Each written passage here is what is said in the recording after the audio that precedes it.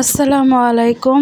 আশা করি সবাই ভালো আছেন, আমরাও ভালো আছি। যে প্রচণ্ড গরম পড়ছে, সবাই নিঃশ্বাসে নিঃশ্বাসে শুধু বৃষ্টি চাচ্ছে।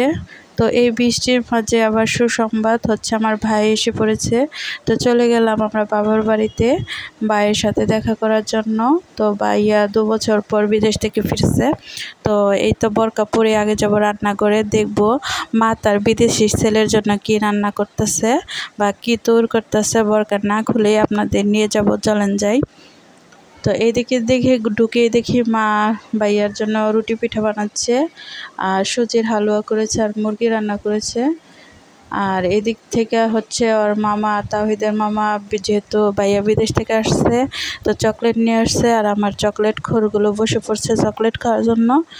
হাতে নিতে নিতেই চকলেটগুলো শেষ হয়ে গেছে। এখন চকলেট শেষ করে দেখেন এই যে কাগজ শুদ্ধ আমার ছেলে চাইটা খাইবার দিচ্ছে।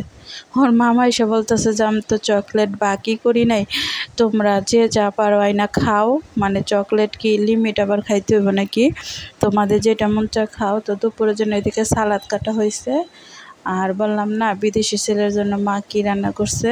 তো আমি রান্নার আজকে ধারে কাছে যাই নাই। এদিকে পায়েস রান্না হয়েছে, পোলাও রান্না হয়েছে, গরুর মাংস রান্না হয়েছে, আর বড় মাছ রান্না হয়েছে। আর এদিকে এই তো সন্ধ্যাবেলা বাসায় চলে আসছি। আইসা এখন এই যে বিদেশি ভাই কি দিল ওইটাই, মানে বাচ্চাদের জন্য কি দিল ওইটাই আপনাদের সাথে শেয়ার করলাম। তো এত কিছু দেখার নাই, তবে একটুখানি আপনাদের সাথে শেয়ার করে দিলাম। আর এদিকে হচ্ছে আমার শাশুড়ির জন্য আমার মা পায়েস পাঠিয়ে দিছে, হালুয়া পাঠিয়ে দিছে, আর রুটি পাঠিয়ে দিছে। তো সুন্দর একটা রাত মুহূর্ত একটা কাটিয়ে ভাইয়ের সাথে কাটিয়ে, তো এইদিকে হচ্ছে চকলেটও নিয়ে আসছি আমি। তো আল্লাহর কাছে দোয়া করি ভাইয়া লাখ লাখ শুক্রিয়া ভাইয়ার জন্য, ভাইয়া ভালো থাকুক, সুস্থ থাকুক, বিদেশে যেহেতু থাকে। আর এদিকে হচ্ছে আমার দেওয়ালগুলো রঙগুলো ঝরে ঝরে পড়ে গেছে, অনেক অনেক বিশ্রী খারাপ দেখা যায়, যেহেতু উপরে কাজ চলছে। আর ঘরের অবস্থা খুব বাজে হয়ে গেছে। তো ঘরে রং করবে, তাই সব কিছু ওলটপালট করে রেখে দিয়েছি। আর এদিকে হচ্ছে রং যেহেতু করতেই হবে, আর রং করা মানেই তো ঘর পুরা নষ্ট। এই যে ময়লা হয়ে গেছে, ওরা ডলছে, এগুলো আমাকে সারতে হবে।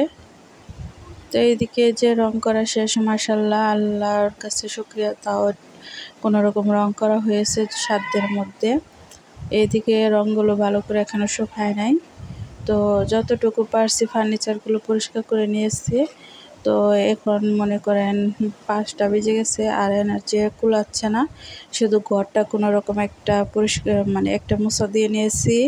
আর এইদিকে হচ্ছে ফার্নিচারগুলো একটু পুছে নিয়েছি। এখন এইভাবে থাকবে, রাত্রে জাগরণ করব।